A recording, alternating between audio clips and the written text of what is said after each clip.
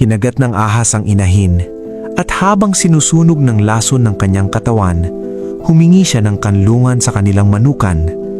Ngunit pinili ng ibang mga inahin na itaboy siya, baka raw kumalat ang lason.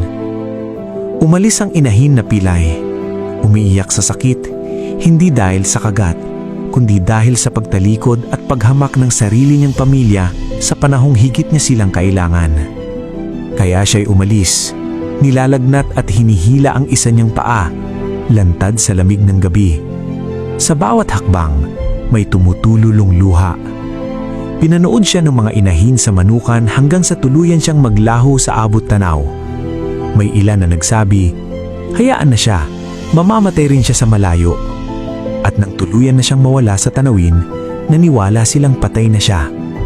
May mga tumingala pa sa langit, umaasang makakita ng mga buitre. Lumipas ang panahon. Pagkaraan ng matagal, dumating ang isang hummingbird sa manukan at nagsabi, buhay ang inyong kapatid. Nakatira siya sa isang kuheba na malayo rito. Gumaling siya, ngunit nawalan ng isang paa dahil sa kagat ng ahas. Hirap siyang maghanap ng pagkain at kailangan niya ang tulong ninyo. Nanahig ang katahimikan. Pagkatapos, nagsimula ang mga dahilan. Hindi ako pwede, nangingitlog ako. Hindi ako pwede, naghahanap ako ng mais. Hindi ako pwede, kailangan kong alagaan ang aking mga sisiw. Isa-isa, tumanggi silang lahat. Bumalik ang hummingbird sa kuweba na walang dalang tulong.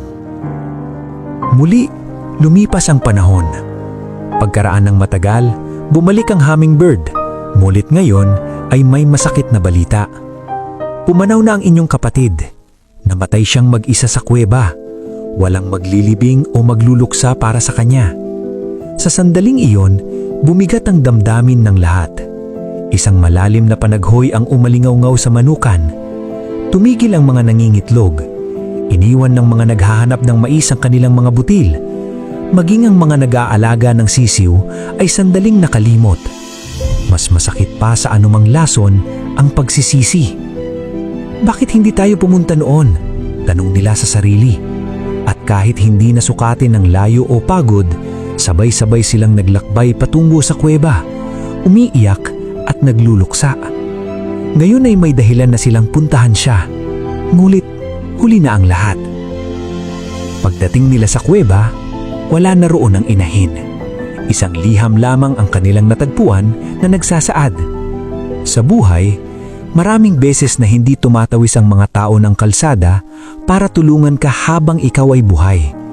Ngunit tinatawid ang mundo para ilibing ka kapag ikaw ay patay na. At karamihan sa mga luha sa libingan ay hindi mula sa sakit, kundi mula sa pagsisisi at panghihinayang. Aral ng kwento.